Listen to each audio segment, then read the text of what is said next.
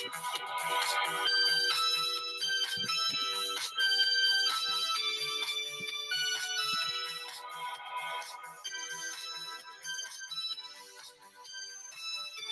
right, here we go. Another week is coming. Well, it's here. We're into week 17, the final 2 weekends to determine the playoff field, the 14 teams that will play. And Matt, as of still week 17 and only a handful of regular season games to go, we had 3 and 2 more today and all that. Still only one division winner out of 8. Only one.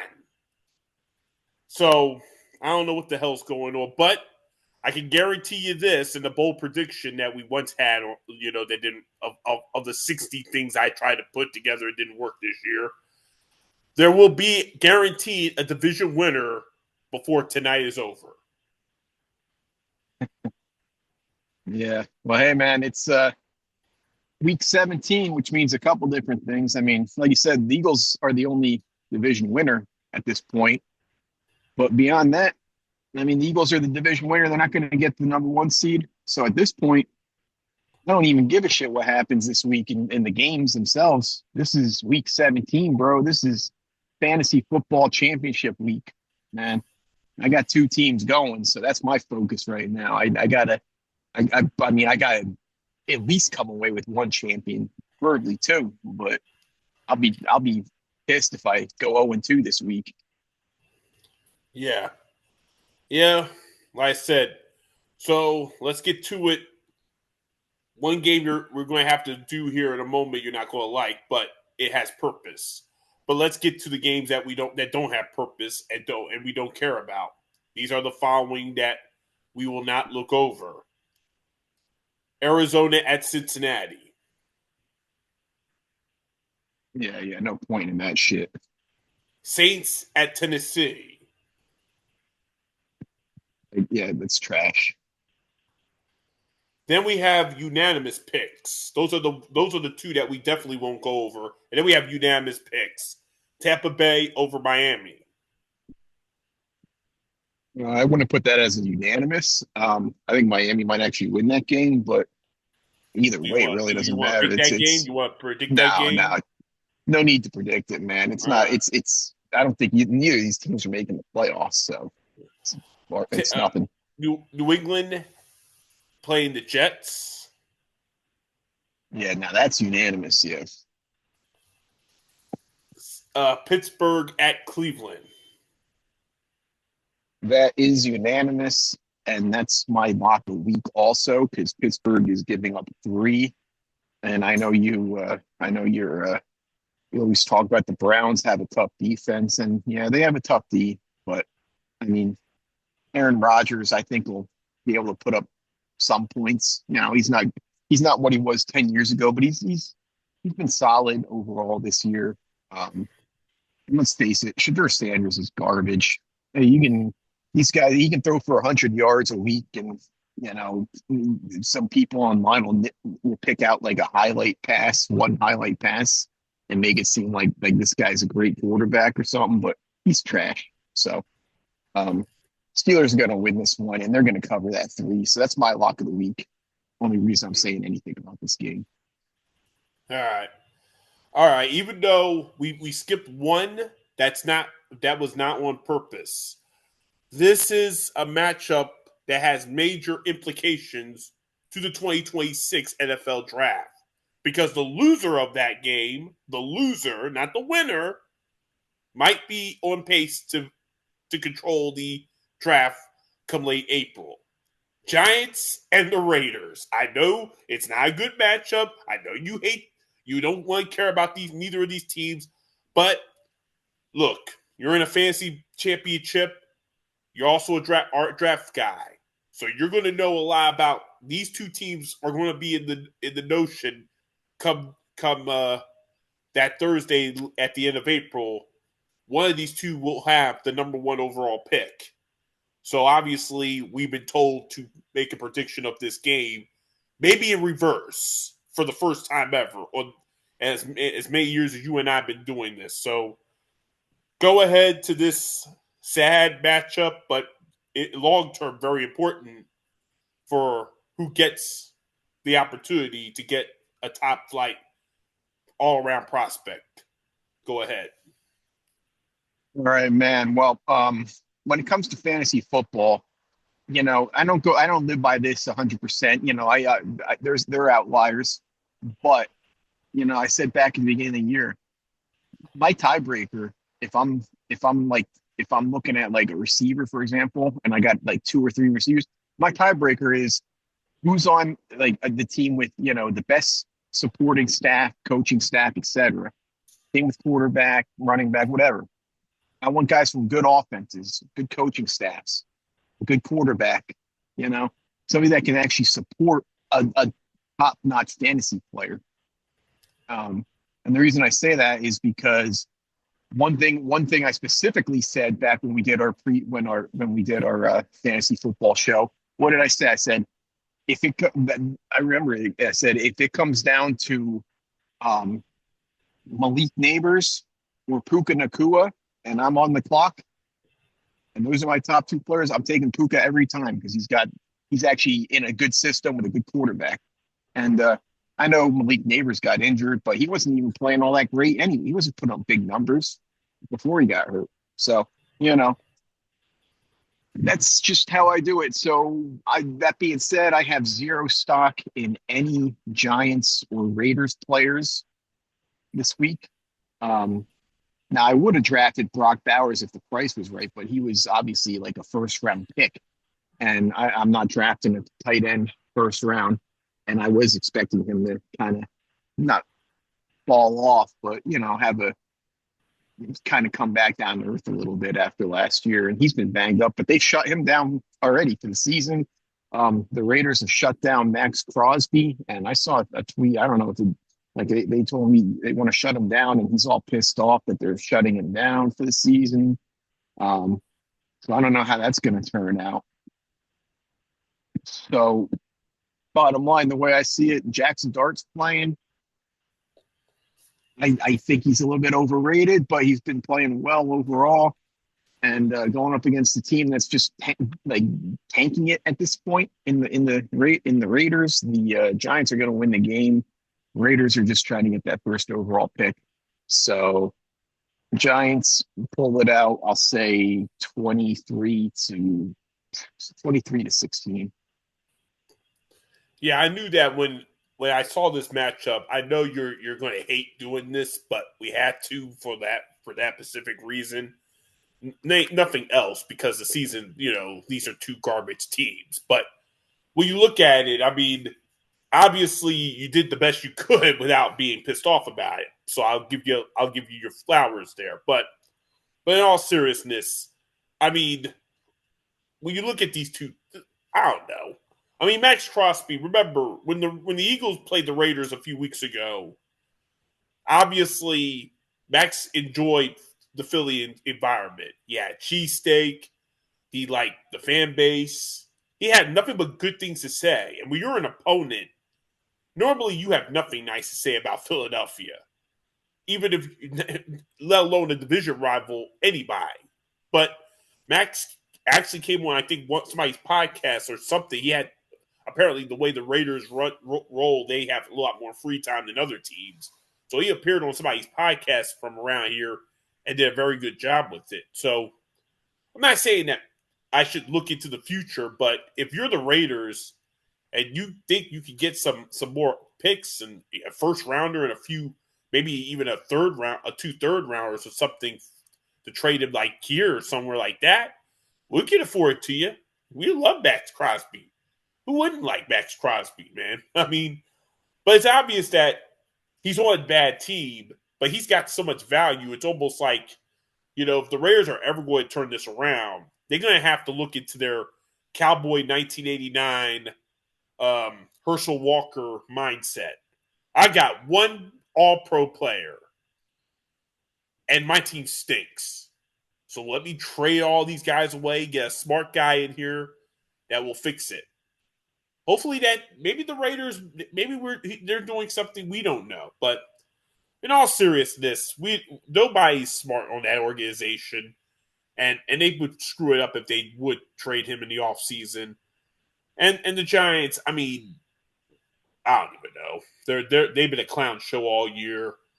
Jackson Dart's been playing all over the place like he doesn't know what he's doing, even though he can play.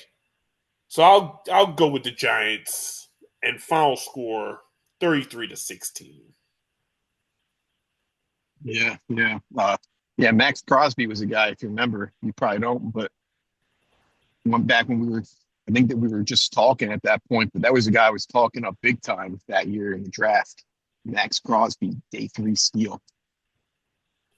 Like I said, it seems like he felt he loved being here, even though he was an opponent. But like I said, if he feels like he wants to come here, the Raiders are stupid enough to let him go. But they need to get stuff back for him because when you're a great player, you want to rebuild. Max Crosby is the right guy to get a first rounder, 2-3, a fourth, and maybe two third rounders, and you're right there, and you're good. I mean, I would make that trade. You probably would too. But I don't think the Eagles would give up all that. They would give up something, but not all that. Anyway. Yeah, I mean, the Eagles don't necessarily need to give up a lot to get another pass rusher. They got a pretty decent pass rush, and they got a lot of young guys that are going to be due for big contracts, so they kind of have to be smart about how they spend their money anyway. Well, like I said, the only good thing about the defense is Vic Fangio isn't going anywhere, so we can retool a few players, and we're still going to be really good next year on that side of the ball. But anyway, we'll move on here. Now we're going to go to tonight's matchups because this is where things get very interesting. Now, the Broncos won against Kansas City. Why is that significant? Because they control their destiny to the 1 seed. The Houston Chargers game is coming up here in about an hour and a half. At stake here, if the Chargers lose this game, Denver is automatically the AFC West champions. And I think they get the 1 overall seat. No, they don't get the 1 overall seat with that because of New England. I forgot. But they do clinch the division. The division is over. The division race is over. They win the AFC West. Houston loses. If Houston loses, Jacksonville plays the Colts tomorrow. They win. They win their division. They're the AFC South champions with the win in Indy. So a lot on the line in this matchup. Both are pretty much secured close to a wild card spot as it is.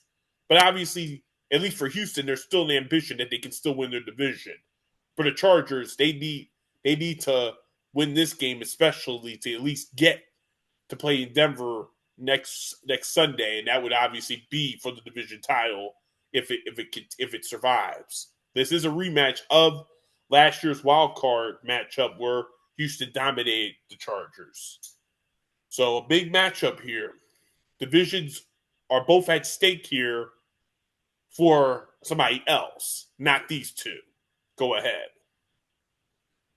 Yeah, well, I don't know exactly how the tiebreakers work also, but correct me if I'm wrong, if Houston loses this game and the Colts play Houston next week. So all the Colts would have to do then is win their last 2, and I think they'd be in the playoffs. Yes. If I'm not mistaken, right? Yes. So yeah, if Houston loses this one, the Colts are all of a sudden, I mean, it's kind of a long shot, but they're in the playoff picture still. And your boy Johnny BS, he's you'll be hearing from him, I'm sure. But if Indy don't win tomorrow, then that closes the wild card. Then that's over. But they have a little bit of life. But hey, if Houston wins and Indianapolis, or if Houston loses and Indianapolis wins, then yeah, your boy Johnny B will be going berserk, man. You're going to be hearing from him all week, I'm sure.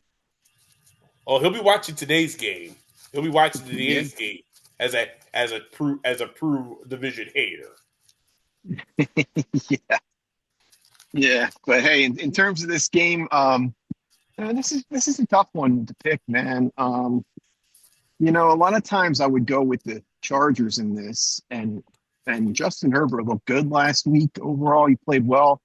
I know he's got that hand injury, but he played well. Definitely way better than we saw him when he played against Philly. He didn't look good at all, even though we, you know, lost that game. Um, but he's going up against that tough Houston defense, man. I don't know. I just unless Omarion Hampton has a huge performance, I just don't think the Chargers are going to be able to win this game. I think that Houston defense is probably going to shut down that Chargers offense, and the CJ Stroud and that Houston offense again they haven't been great, but I think they'll put up and score 20. They're going to win the game. So I'm going with Houston with a final score of 20-17, and yeah, that's all I got. Well, I already gave you the tidbits of tonight's game. What's at stake? Both of these two teams should be in the playoffs as wild cards at least. They still have division title ambitions. At least Houston does if they win this game. But obviously for the Chargers, it's must win or Denver will be celebrating with hats and champagne and cigars uh, throughout Denver tonight. But obviously, this is going to be a tough matchup anyway for the Chargers because, like I said, they played in Dallas, and that defense is terrible. But Houston is the complete opposite of Dallas, and so is their defense. Tough to score on, tough to do anything. So this is going to be tough for the Chargers. I just think that with with with what's going on with Houston offensively, they know that's where they're if they're going to win anything, that's where they have to get good at. Now, I'm not going to use tidbits of what happened last year in their playoff game because Houston's defense absolutely dominated the Chargers the second half. But I do think that in this matchup, Houston's just better.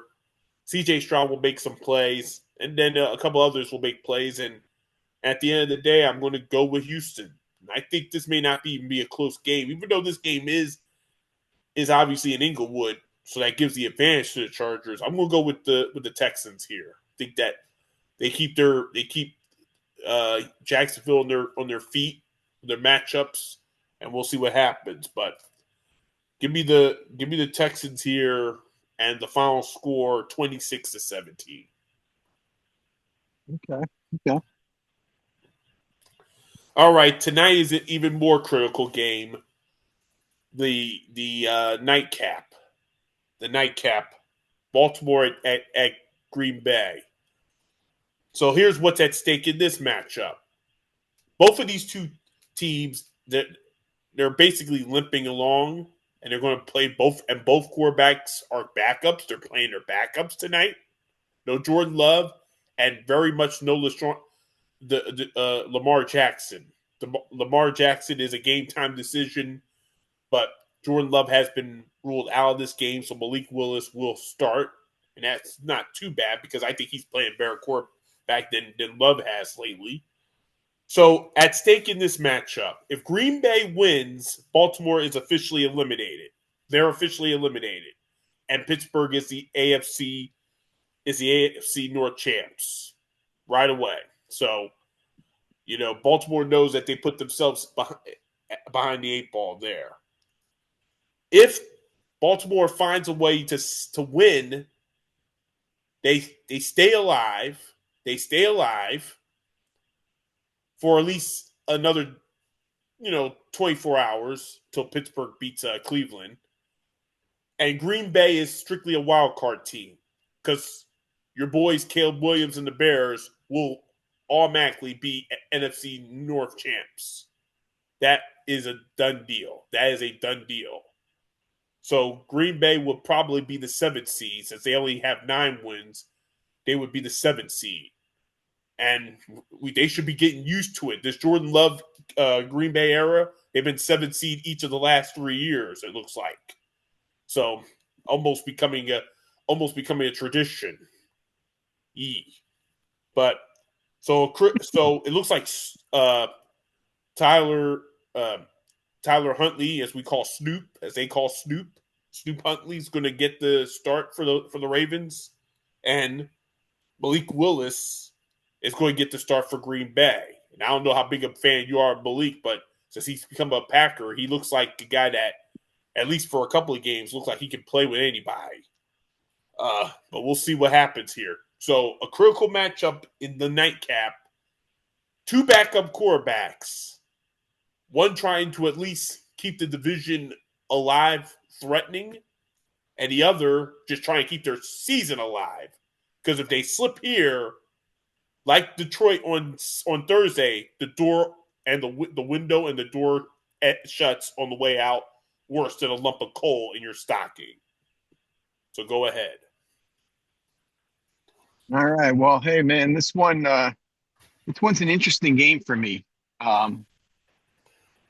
Not because it's some great game. It's not.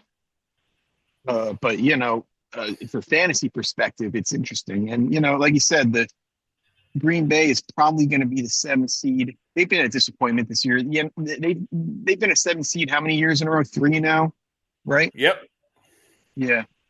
So like 3 years ago or whatever, 2 years ago, the first year, they were a surprise team. They Jordan Love really got going in the second half of that season. That team looked really good. They made a playoff run. They almost made a deep playoff run that year. So everybody thought they were ready to take a step forward. Jordan Love was ready to move into the top tier quarterbacks. And ever since, this team has been a disappointment, and this year is no different. Now, the Ravens, you want to talk about disappointing, man. They had Super Bowl aspirations, and they've been bad. Their defense has been bad. Lamar Jackson's in and out of the lineup. Derrick Henry hasn't looked quite the same this year, even though he's been solid. He's not quite what we saw in the past out of him. Bottom line, this team hasn't been good, and they're not making the playoffs. Whether they win this week or not, they're not making the playoffs.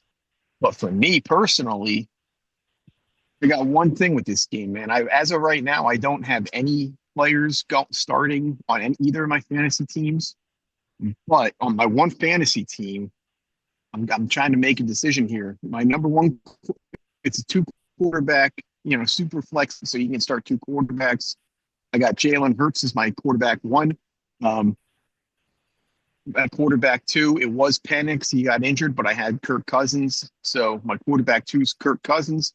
But I do have Malik Willis sitting on the bench. And I'm trying to decide whether or not I should.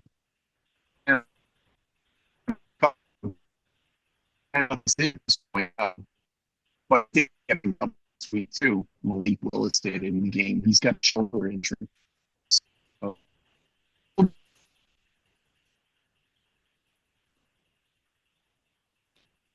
Uh-oh. Yeah, cut off there.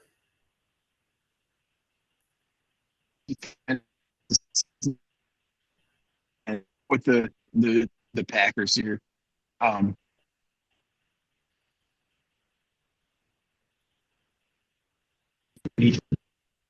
16. Well, you cut off there. What was the score there? 23-16. All right. Green Bay.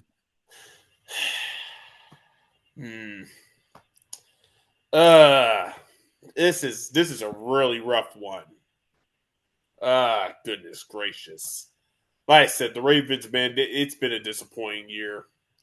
And Sunday's result really put a damper on it. I fall asleep on my couch. I wake up and they blow another lead, which has become the norm. They blow leads, and like I said, New England. I mean, at least it's New England. It's not some bad team, but still, at the end of the day, you shouldn't blow a lead in the fourth quarter at home like that. They've done it too many times.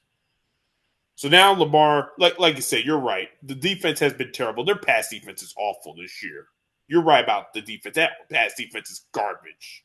Literally, they let Drake May throw for almost 400 yards. That's what, the fifth time this year that's happened? You think Ray Lewis and Ed Reed are happy about shit like that? Goodness gracious. And then the fact is that Lamar has not been healthy since that hamstring injury against Kansas City way back in early October. He's not healthy, and they should just shut him down. He got hurt last on Sunday. They should just shut him down because, number one, he wasn't healthy to begin with. If he's not running around, that means he's not happy. He's not comfortable. That means and Snoop Huntley is as good a backup as anybody. But then again, Matt, you're looking at two of the best backup quarterbacks in football. If you really look at it, Malik Willis has done a really good job for Green Bay. He's won them football games. He almost won them again last week. And Snoop has started a playoff game for the Ravens and nearly won. So these are the two.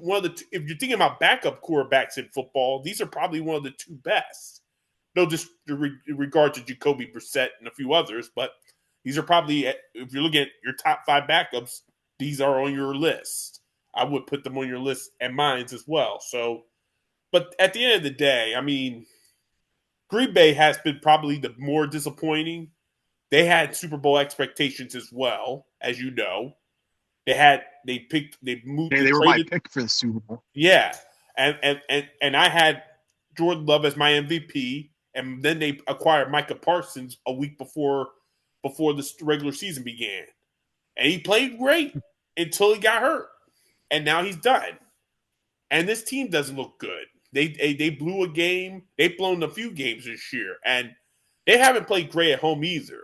Remember, they lost to Carolina here. They lost a stinker to the Eagles on a Monday night where nobody could score. They just don't do – there's something about this Green Bay team that just lacks. Like, they're on the verge, but they're going to stay on the verge.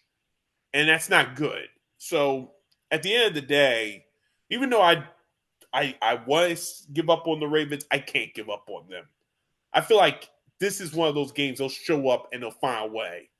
Because Green Bay struggles to score anyway. They're of any team in this postseason that makes the postseason, they're at the bottom offensively in scoring anyway, and as you would know. So I'm going to go with my Ravens. I think they're going to win. I think they're going to win here. I just think they're going to find a way. They shouldn't, but they're going to, because these are two sketchy teams to begin with. So the Ravens at least stay alive until Pittsburgh beats Cleveland. And the final score, let's say 2017. Okay. Well, we'll see, man. We'll see. I mean, yeah, the Packers offense has struggled, but, like you said, when Malik Willis came in last week, he played well, moved the ball. So maybe just even if it's just for a game, a little change of pace there will do them good. The sad thing is I think Malik is playing better than Jordan Love. Well, yeah, Jordan Love hasn't been great this year, but Malik Willis, let's be real, he's good as a backup coming in, but he's not some guy that has some great arm or something. He's a nice backup. Yeah. All right, so we're going to move to the Monday night matchup. And let's be honest, I picked the Falcons because they do well on prime time. And your former hater turned friend Kirk Cousins is starting, and he's still got some juice left. And they did win a game from behind the last time they played with the Tampa Bay. So the Falcons still have something to prove, even though there's nothing to prove. They're a spoiler team. The Rams are coming off their probably the most embarrassing loss of the season, losing to a Seahawks team that they had Sam Darnold again in the corner, but this time they let him out. And it was very costly because they didn't just lose the game. They lost home field advantage. And that's worse than what happened than what the Eagles lost. to the Bears. I think that's a worse loss, just on the fact that the Rams are considered the top team in the NFC, maybe even in the entire NFL, with an MVP bound quarterback in Matt Stafford. But they blew it against Seattle, and it's going to be a costly one. That's a costly loss. You can't lose in December costly, But this is going to be interesting because Falcons do have some shocking wins this year, even though they're not good enough this year. So can the Rams bounce back, or can the Falcons play as well as they normally play on prime time this year?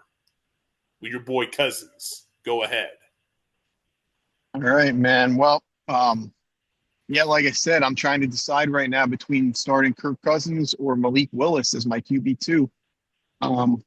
And I'm kind of 50-50, but one thing that has me leaning towards starting Willis, well, a couple things anyway, is number one, we know Kirk Cousins. We know Kirk Cousins on Monday night typically isn't good.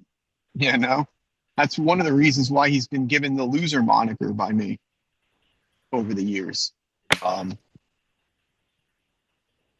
The other reason is because, while I got Cousins, but my other team, my other team, I have the Rams defense starting as my starting defense. And they're I mean, let's be real, that Rams defense is tough, man.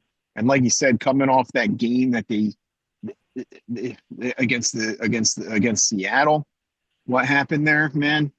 I'm expecting this team to come out pissed off this week. On top of that, I also have Puka Nacua on the one team.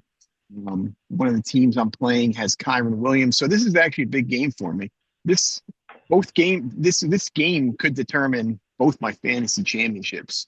That being said, yeah, dude, Kirk Cousins has been playing well. He might actually get traded. Like someone I actually might trade for him and make them their starting quarterback next year. But I think this is going to be a tough game for him, man. Against that defense, like I said, I think they're going to come out fired up. I think it's in LA, right? Or no, it's in Atlanta. No, it's in Atlanta.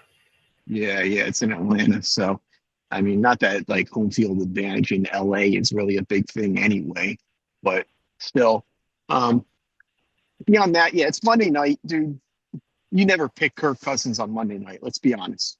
So I'm going with the Rams. Final score, let's go with 34-20. Yeah, but like I just mentioned, previewing this game, you can't afford to lose a game in December. And as crazy as this NFC 1 seed battle has been, maybe the wildest we've seen in a long time, the Rams losing to the Seahawks last Thursday might be the most significant because, one, it opens the 49ers, who are still also in this race, and they now have the advantage. They have the direct advantage because not only if they win out to the division champs, the Super Bowl's in their house, which means they don't even have to leave. They don't even have to take a bus for the rest of the season. Now, they might do that just to be cute, but I expect a pre-fight sports car by Brock Purdy.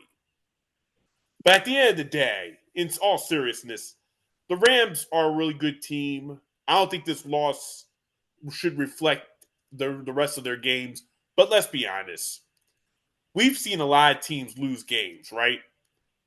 I can't see that they could just go and turn it back up right away. And let's be honest, even though the Falcons are a garbage team at this point, and Matt and of course your boy Kirk Cousins, yeah, primetime games have sucked for him over the years. This is him with no pressure. That used to be him with pressure. There's no pressure here with Kirk Cousins. All he has to do is put up decent numbers and keep the game close. They're not even expected to win, and I'm not expecting them to win.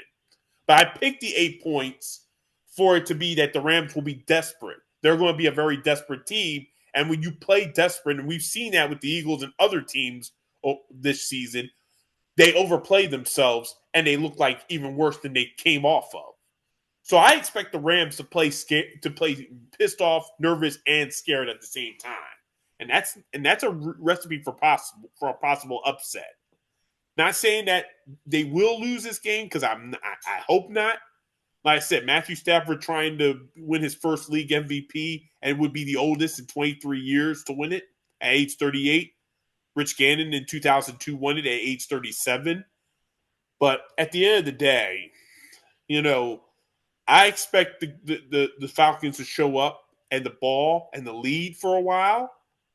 But I also expect the Rams to come in and do their business when it matters. So, and this will be a high scoring game because the Rams are the highest scoring offense in the NFC this year.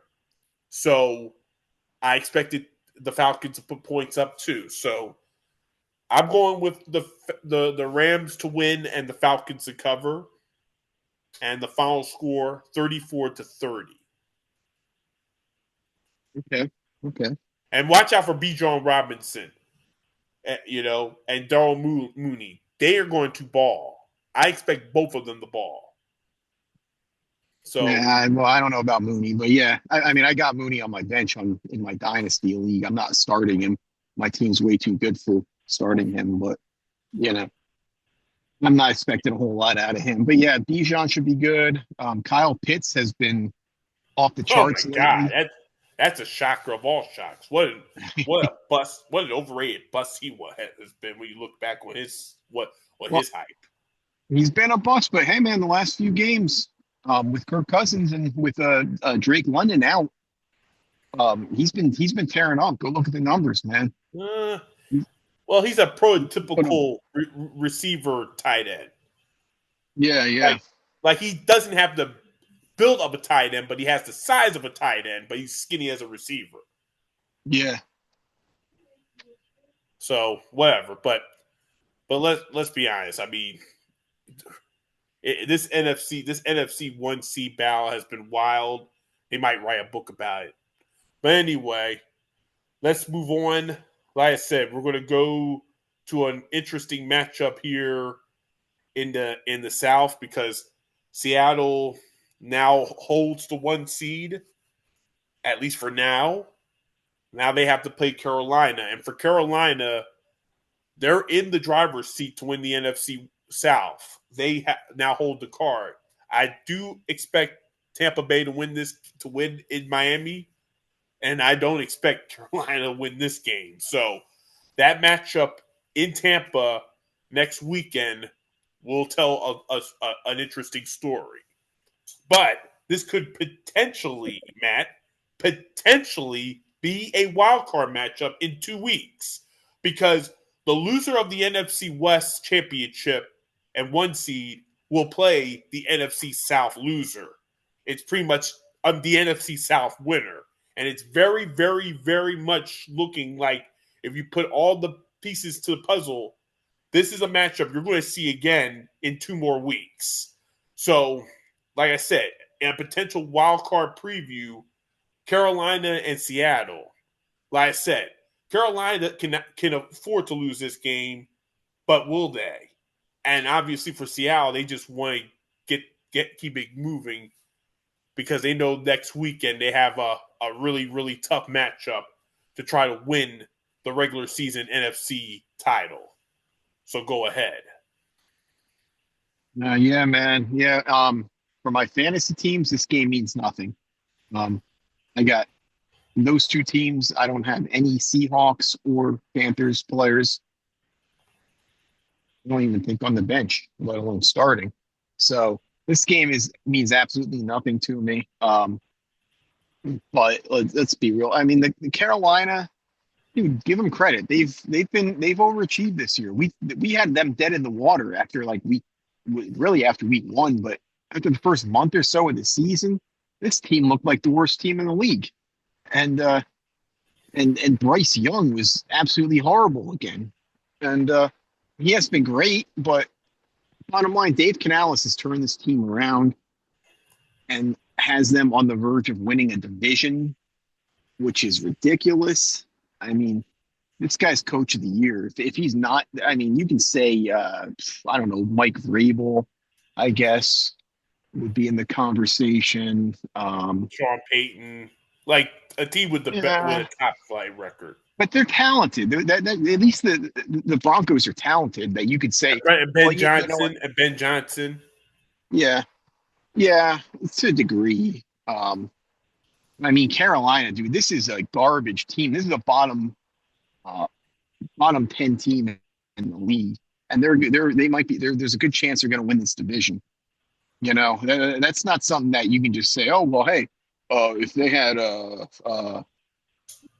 Sean Payton or Mike Vrabel, it would be the same result. No, I mean Dave Canales has done an amazing job with this team, but in this game, look, man, Seattle has an awesome defense, and Sam Darnold isn't great, but he's been good enough. I mean, he's actually been good overall. It's like last year, regular season, he was good. Come playoff time, you'll see him, the real Sam Darnold. But yeah, no, that defense is great. The offense can do some stuff. JSN has really moved up into the elite almost category of receivers in the league. And it's more than Carolina can handle. Let's be real. It's more talent than Carolina can handle. So Seattle's going to win this one, and the final score will be 30 to 23. You know what? I can't see Carolina putting up 23 points. 30 to 17. Well, remember, this same garbage Carolina team beat a very, very even more talented than Seattle Rams team at home not too long ago. They did. Now, They did.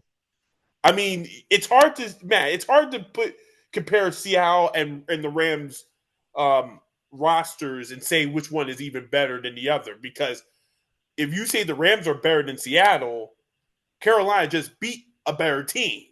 Now, I'm not going to sit here and say that Carolina is just a world beater, but let's be honest. They have overachieved the way a lot of teams haven't seen it coming. Nobody saw this Carolina team as a threat. And the way they started the season, yeah, you're right. They were supposed to be worse than shit. They were supposed to be worse than Detroit. Like, Detroit is not going to the playoffs. But all of a sudden, here they are. And Dave Canales has done an exceptional job. Yes, you have finally agreed with me. He should be coach of the year. And he should be. He's our coach of the year. If we give Hey, out I've an been award, talking this guy up for a while, man. yeah, he's our coach of the year. If the league's not going to give him an award, we'll give him that award, because there's no reason for Carolina to be anywhere close to the postseason. And now they have the cards to win the South, not Tampa Bay. They took that away from them. So basically, at this point, this game means nothing to Carolina. They could look like shit, and it doesn't matter, because they'll beat all they have to do is beat Tampa Bay, and they're in the playoffs. But the thing is, this matchup is so weird because this is a potential wild card matchup. They're going to face either the Rams or the Seahawks in the wild card if this trajectory continues. If Carolina beats Tampa Bay again, they're hosting either the Rams or the Seahawks, because I don't think the 49ers are going to lose. So at the end of the day, this is a playoff preview, and I think Carolina has to be prepared. If they come in here and they give Seattle a scare or even a loss, that could very much send a message. Now, I'll be honest. If these two teams face each other twice in the next 2 weeks, they're going to be two very different games. The first matchup, Seattle might not take seriously. The second one, obviously, it's the playoffs, so everybody will have to take it seriously. But I expect Carolina to make this interesting. But I do agree with you. I think Seattle's going to win this game, because unlike in the Rams Falcons game we just previewed, Seattle is pissed off because they're not getting the respect. And even though they're in first place, they don't control their destiny. Think about this. How scary is this? You're in first place and don't control your destiny. Not good. Not good. So Seattle's going to prove that they want to be the home field advantage. They'll beat down Carolina in the fourth quarter. And I got Seattle winning, and the final score 33 to 20. Okay. All right. Now we mentioned earlier the Houston and Charger matchup, and this matchup obviously reflects on what happens if Houston doesn't win. If Houston doesn't win, all Jacksonville has to do is beat the Colts, and they are the division champs. But obviously, if Houston wins, that matchup goes to the final week of the season, though those two teams have already played each other. So but Jacksonville still has the advantage, regardless of what happens if Houston wins and they don't even win this matchup. Now, if they lose to the Colts, then that would matter. So, but the Colts, it's a do or die situation. If they don't win, if they don't win this game, season's over. No playoffs. The wild card window is shut. The division window is already shut. Don't listen to Johnny B. He still thinks they can win the division. He's not good at math. But at the end of the day, the wild card window in the AFC will shut. So this is a critical matchup, and for Jacksonville, like Carolina, another overachieving season. Only difference is they look even more dangerous. So, like I said, Jacksonville and Liam Cohen, another Coach of the Year candidate. So a very interesting matchup here. Can Johnny B give us something to be excited about, or is he going to cry onto the show on Tuesday and has to face your music if you come on? Go ahead.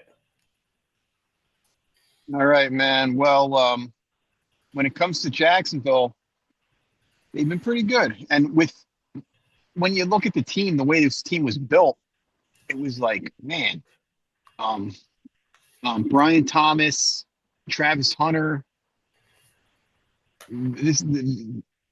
Trevor Lawrence had a bunch of weapons to get the ball to.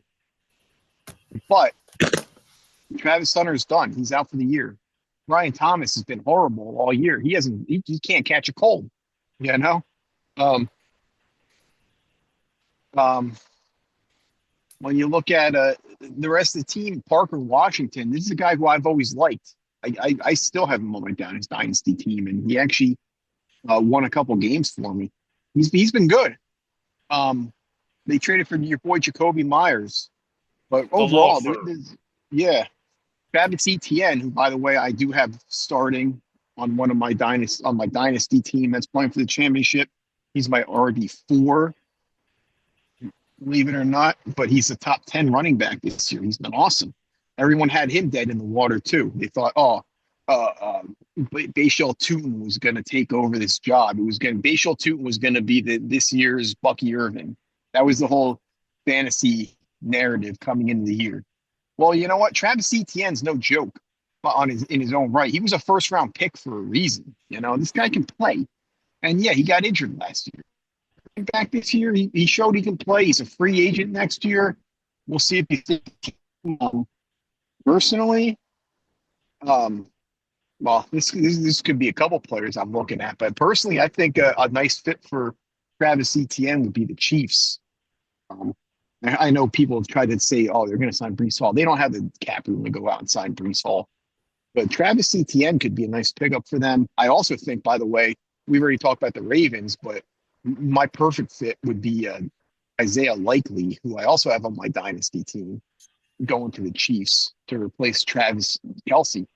I would love to see that, man, but we'll see. We'll see. But nonetheless, yeah, man. Johnny B. Dolt and his Colts are done. It's over, man.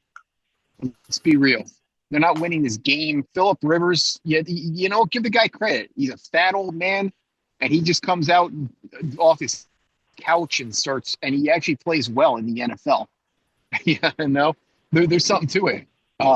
There's something there, man, but it's not enough. It's not enough. They got a terrible defense.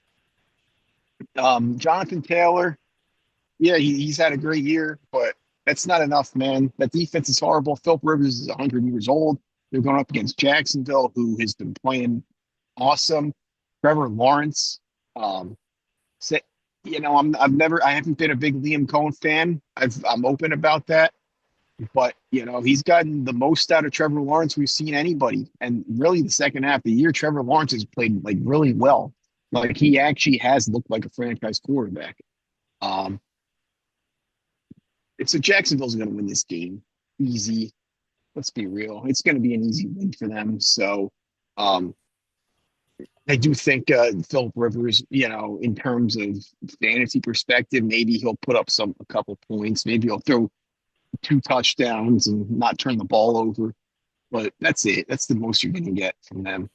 Um, Jacksonville final score of, let's go with 34 to 23. Yeah, I mean, yeah, Philip Rivers is a fun story. It's an inspirational story for old quarterbacks that think they don't have it anymore. But let's be honest, the Colts are a weird and crazy organization for a reason. Because only they would convince somebody on the verge of going to the Hall of Fame hasn't thrown a ball in 5 years, a half a decade, to come out of retirement and do it anyway to prove a point to his grandkids. Like, come on, man. But I'll give the old man some credit. He has looked good. The O line has protected him.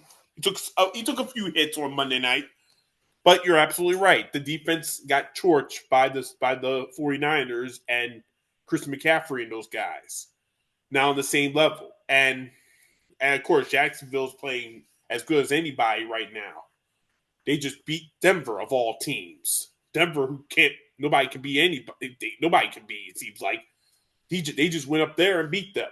So, like I said, this is a critical matchup for the Colts. It's like I said, their season's basically done. They don't control nothing.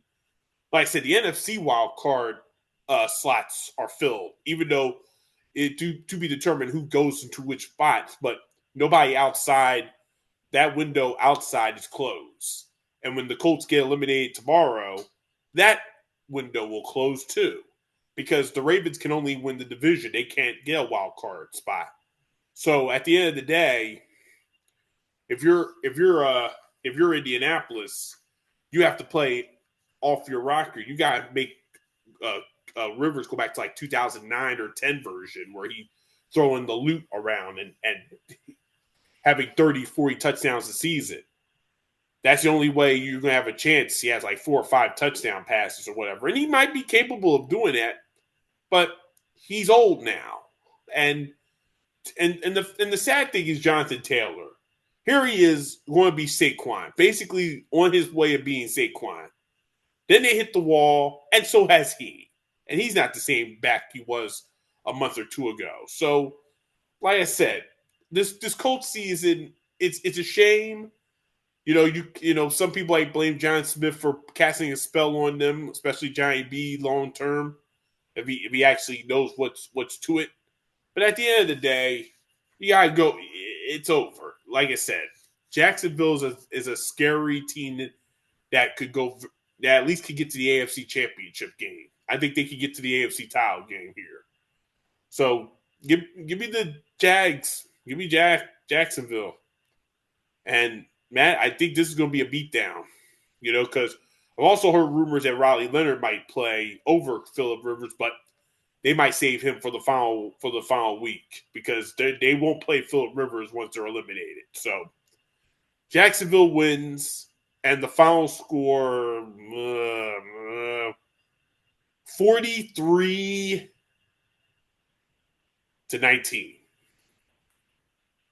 Yeah, yeah.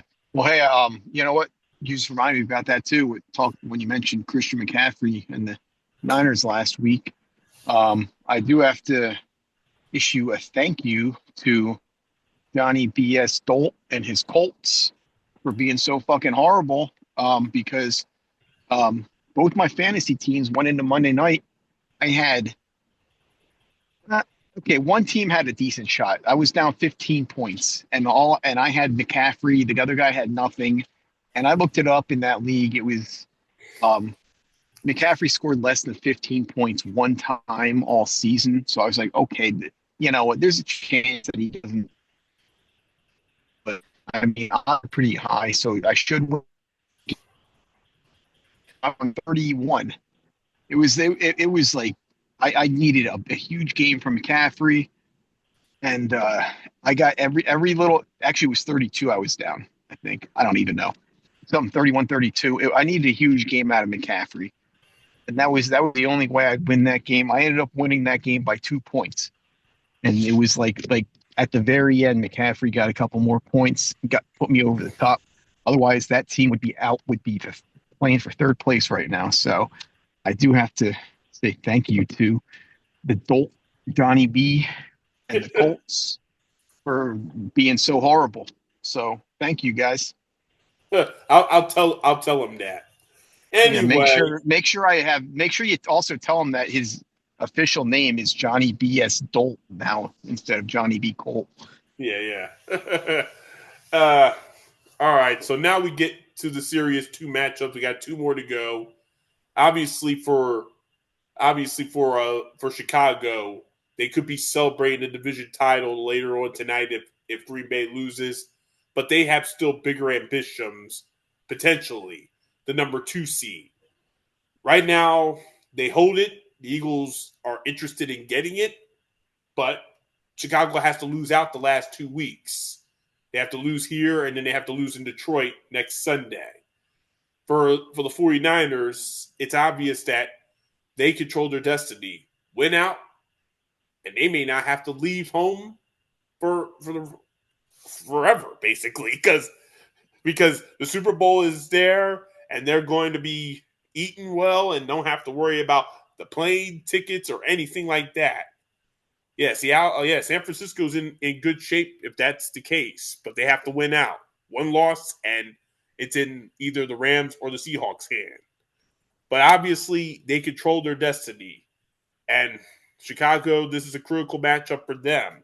Basically, it will tell us how good the Bears really are. I know they played the Eagles really strong, but this is going to be a tougher matchup because they need to know if they are a legit contender to come back here again down the road. I'm sure you will disagree with that. But like I said, your boy Caleb and Johnny BS's other team, his Bears, that he claims that he likes.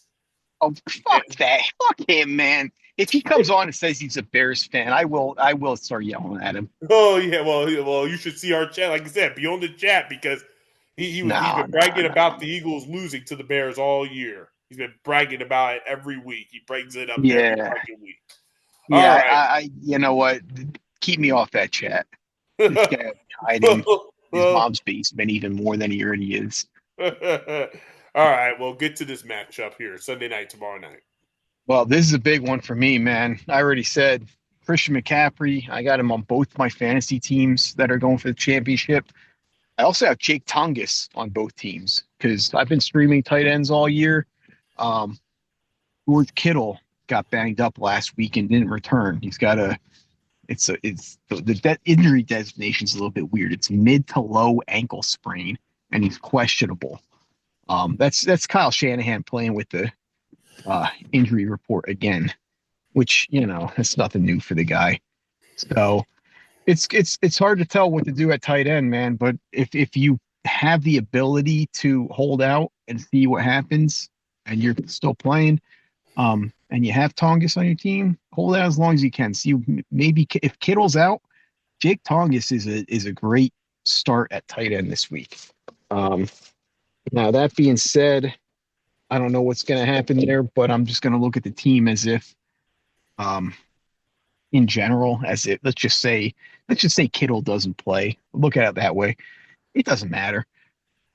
Christian McCaffrey is going to get a ton of touches, whether Kittle plays or not. And if he doesn't play, McCaffrey's going to get even more.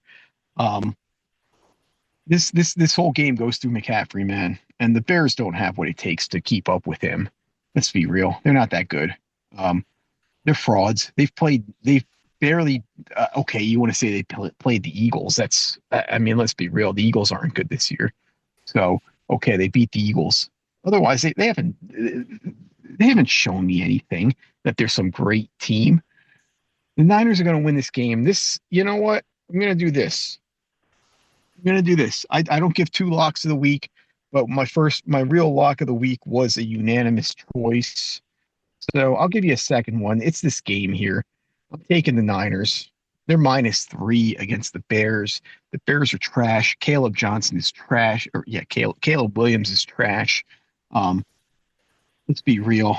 He's been coached up. He's got a really good coach in Ben Johnson. He's got a lot of talent around him. He's not a good quarterback, and this is the game where he's going to be exposed going up against a good team like this. Niners win this one. I'm going to say 36-23.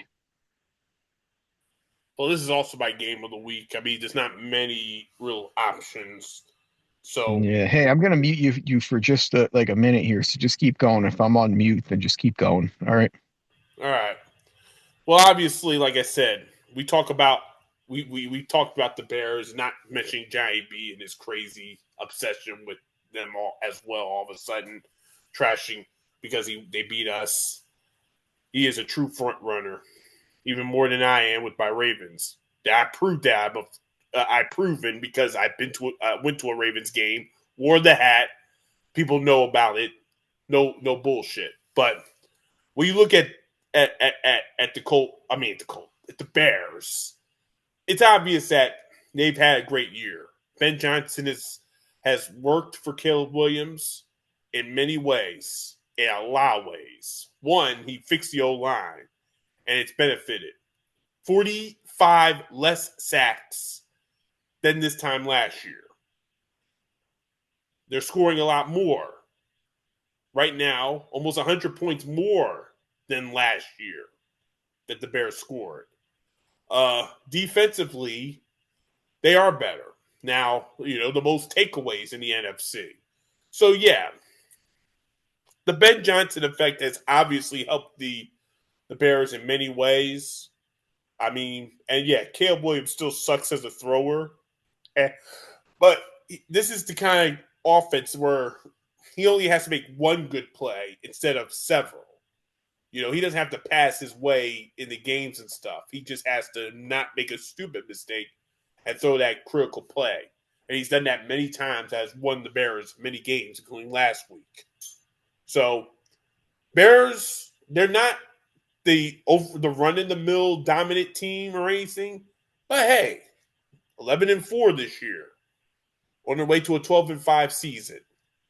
It's better than what anybody anticipated, even you and I. When you look at the 49ers, I mean, they are what they are.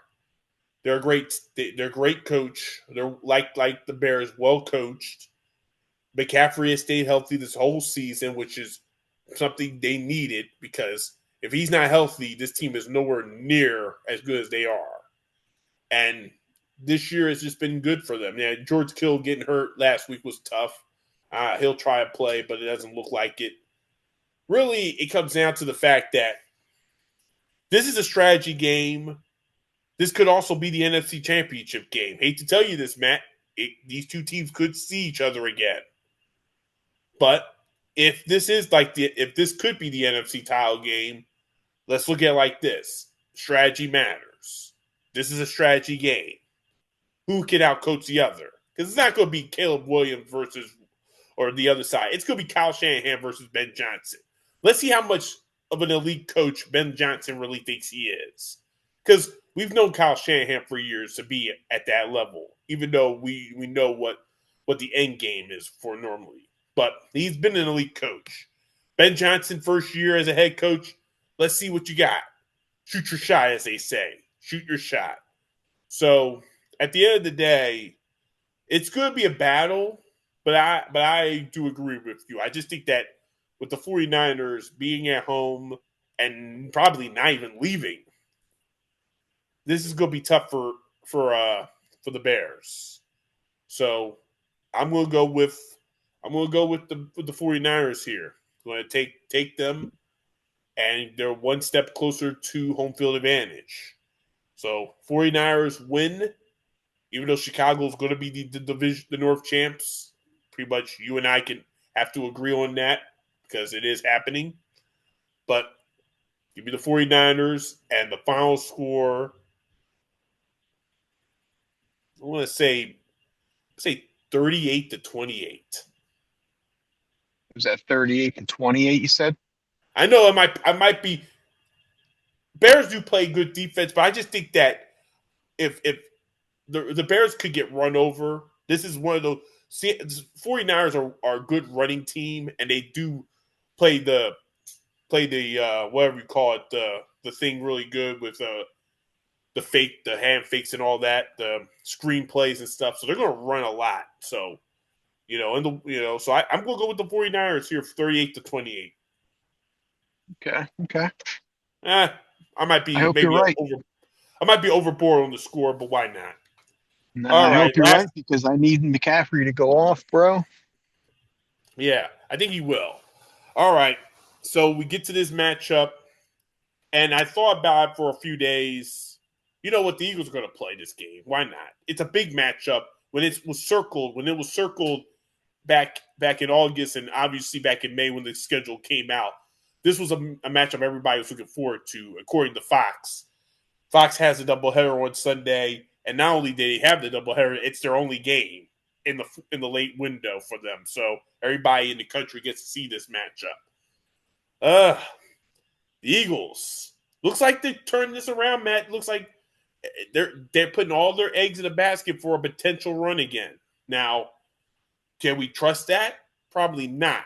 They're going to be the 3 seed at this point, not the 2 seed. So that means they have to play a road playoff game. We'll see how that works.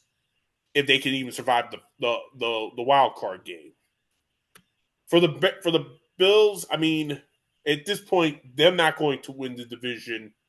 They're going to be a wild card as of now, which tells you a lot about the pressure. But still, nobody's under more pressure than Buffalo, because if they don't show that they're a legit contender, then somebody else will prove that they are. So critical matchup here. Obviously, Kevin Burkhardt. That's the guy's name, Kevin Burkhardt. That does it with Tom Brady. All right, because they did the Super Bowl. They're the number one Fox team. I got it. But in all seriousness, critical matchup here. Can the Eagles? And how about this, Matt? Josh Allen has beaten all 30 teams in the NFL. There's one team he hasn't beaten, the Eagles. This is his third time playing them. Third time a charm? We'll see. Big matchup. Last probably big matchup of the season. Just that's just there as a big one. So go to it. Well, I mean, you try to say that the Eagles seem to have turned it around. I wouldn't go that far, man. I mean, the offense played all right against one of the worst defenses in the league. So there's that. But to say they turned it around because of that, I mean, come on, man. Be real. Now, if they play Bills and the Bills give it their all and the Eagles look good, I still wouldn't say they turned it around, but I would say there's some hope, you know? So there's that. But yeah, I'm not going to sit here and pretend like this offense all of a sudden is fixed. It's not. But in this game, yeah, the Eagles are going to be playing their starters. They are going to be playing hard. I mean, getting that number 2 seed is a big thing because if that number 1 seed goes one and done, the Super Bowl goes through you. The road to the Super Bowl goes through you. It's like last year. It's like last year. Yeah, exactly. So they're not gonna quit. And Jalen Carter, who's been injured, he's playing this week as far from what I heard. So I mean, they're obviously not gonna just like tank it. And yeah, I need this one. My dynasty team that's in the championship. When it comes to this game, I do have Jalen Hurts and Devontae Smith going. So that's going to be big for me. Beyond that, I don't really have any Bills players going. My one team, I do have Khalil Shakir, but he's on my bench, so it's not really going to matter. But yeah. No, I look at this one, man. This is good. This is going to be a good game, just like the last time we saw the Bills and Eagles. Like you said, Josh Allen hasn't beaten the Eagles. I mean, he really should have beaten the Eagles in that game last time they played. You remember that? Yeah. But You know, he didn't. It's like he should have beaten Mahomes in the playoffs a couple of times, and he didn't. So let's see what happens. I think for this game, man, this is a tough one, man. I don't even know. See, I don't have that much confidence in the Eagles' offense, but I really need them to play well. But I also don't have that much confidence in the Bills overall right now. I mean, they've been playing a lot better, but it's in Buffalo. You know what, man? It's in Buffalo. It's not going to be like a snowy situation, but it is going to be rainy and windy from what I've seen. Um, I'm going to go with the Bills in this, but I do think it's going to be a really good game. I'm going to take the Bills with a final score of, let's say, 31-30. Yeah, like I said, the last time these two teams met was November 2023 at the Link. It was raining like hell, and the Eagles were struggling, and they turned it around. They found a way to. For one, you were ready. You on our chat, not Giant B's chat, on our chat. You once said that Jake Elliott doesn't have it, but remember, he might have hit the biggest field goal ever in his career when he kicked it in the rain and wind, 61 yards to keep the game going. They don't win that game if he doesn't do that. So, Yeah. like I said, that was one thing I remembered, and then obviously they won in overtime. But obviously, I mean, I don't think we're going to see that kind of shenanigans on Sunday. But these two teams obviously need this game for the Eagles a chance to get the 2 seed potentially, and for the Bills any legitimate chance to win the division is up for grabs because if they lose this game, then the Patriots will be division champs. But when you look at it, I mean, this is going to be a back and forth matchup. Should be at what they signed on for. Like I said, we could see turnovers, we could see some sloppy stuff. We can see everything in this game. And Josh Allen does have a leg injury that could also hinder him a little bit, at least him running the ball. Because one thing about Josh Allen, he is the most unorthodox quarterback in this game. You can agree with that. You don't know what he's capable of doing. He can throw it, he can pass it, he can rush it, he can do it all. He's not your normal quarterback. So, like I said, the Eagles could give up 200 yards on the ground, and most of it's going to be because of him. Now, James Cook has obviously played a very good year. He's underrated. He's had a good season, but like I said, Yeah, I if the think he run leads the league in rushing. yeah, if the Eagles rush defense that looks better, but still, I don't think they haven't fixed it compared to what the Bears did to them a few on Black Friday. If they fixed it, then obviously it should be interesting to see how that goes. Because they're going to run the ball. They're not going to throw it very well because the Eagles' pass defense is one of the best in the league. But when it comes to the run, that could be where the Eagles' defense is going to have a problem because both Josh and James can run. Josh and James. And they're going to outrun Jalen and Saquon and Tank. Maybe not Tank, but Saquon and Jalen. So, like I said, it's gonna be a battle, and this is gonna be a good one. I think it's gonna be an enjoyable game. But I agree with you, Matt. This game is in Buffalo. Buffalo needs this game more because they're looking for a division title, and if they don't win this game, it's over, and they're going to be a wild card team, and that's something they didn't think going into the season. You and I, when we did our preview show, we had no idea that they would be a wild card team. We were going to tell you that they were a wild card team. Y'all would y'all would have all quit that show, but unfortunately, I didn't make that prediction, and the stranger things happen. So, like I said, this is going to be a big matchup, and I agree with you. I mean, I can't say the Eagles don't have a chance. They're going to have a chance because they're a really good road team. But going against a desperate team in Buffalo that needs this game, need to win this division, and I think they need to win this division more than anybody if they want to get to Santa Clara. So, Bills win. Man, I just realized something. The Eagles have only given up 30 points defensively one time this year. Only one time this year they've given up 30 points defensively. They will do that again. Walk-off field goal win. Bills 34-31. Okay. We almost had the same pick. Now, one thing I will say, based from what you said, is you said that Josh Allen and James Cook are gonna rush Saquon and Jalen Hurts. I wouldn't go that far though, man. When you really look at it, because yeah, James Cook leads the league in rushing. He's been having a really good year. Josh Allen isn't some big rushing quarterback, and he's a mobile quarterback, but he's not a guy that just runs for 100 yards like he did years ago when he was like a rookie. Um, Hurts can still run it. He still runs it really good. He runs it, but he's more like a mobile. He's a guy that makes plays with his legs, but he's always looking to throw the ball downfield versus running. But at the same time, like when you look at the two teams, I mean, both teams, their weakness is the run, not just the Eagles. The Bills' weakness is against the run too. So, I mean, if the Eagles are going to win, they're going to have to win the game running the ball also. So if Saquon has anything left in the tank for the rest of the season, he looked good last week. He's going to need to have a big game this week. Yeah, because because I'll sit here and say this: if they don't win this game and whatever, the Eagles will not be playing their starters next week.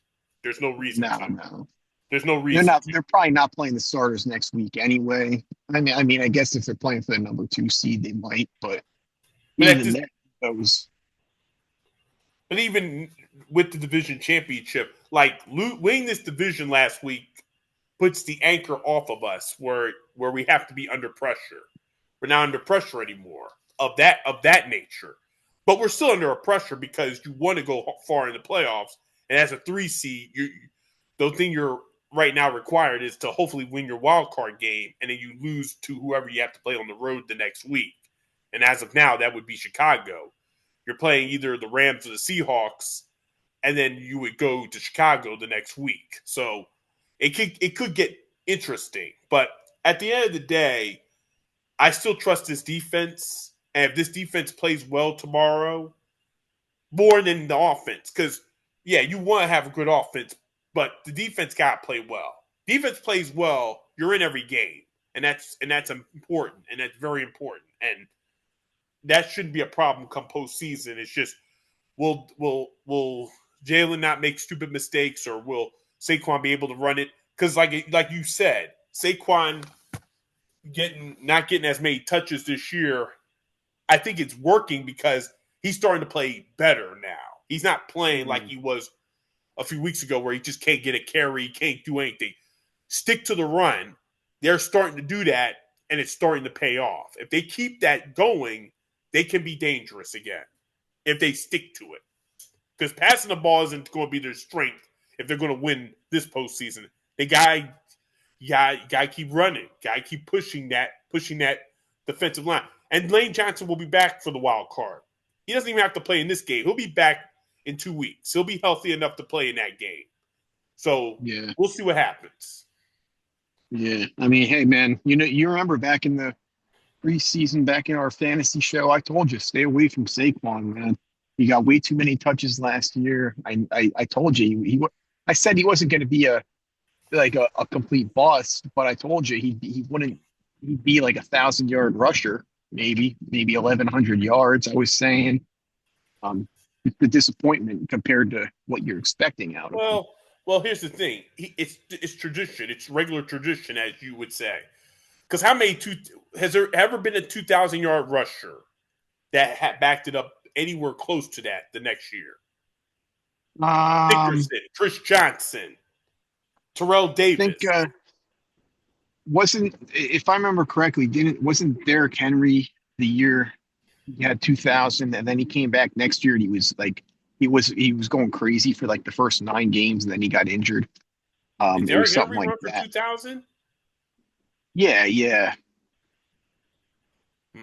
or Well, maybe it was the number of touches he had. I don't even remember, man. It's too many I have to look. numbers I to have to think look about that off the up. top of my You head. you you Pretty give me sure a he home. had a. I'm pretty sure a couple years ago he had 2,000 yards, or at least like 19 something, and the next year was that year, a couple years back where he was going insane for the first like 9 games of the season, and then just got injured. But Yeah, nonetheless, I mean, he still got injured, so you can't even count that. But yeah, I mean, it is what it is, man. I mean, you get it's there's a thing when even 400 touches was a number. Like Saquon had almost 500 last year. That's insane. So yeah, yeah, he got overused. It's just what it is. That's why I went in the off season, especially with my draft preview saying we got to draft a running back and get another running back in here so that we can conserve this guy a little bit. But we instead went out and drafted more defense and more safeties and yeah, linebackers that we yeah. don't really need. That's why they traded for Tank. So that's why they Yeah, went. yeah. And they didn't use him. He's just a mediocre running back. He's nothing special. Well, we'll see what happens. But that's all we have for this episode. Like I said, join us on Tuesday, not Wednesday, because I'm going to respect New Year's. Right now, I'm going to say 5 o'clock start, but that's something we'll debate over the next couple of days. But join us Tuesday for the look back, and then you know the lookout will be back on Saturday again. That's not changing, but it'll be our last regular season one before the playoffs. So, like I said, our last Saturday lookout is next week. So that's all we have. Thanks, Matt, again, and enjoy the games. Games about to begin here. Playoffs, playoff feeling in the air, as I would say. All right, that's all, and here we go.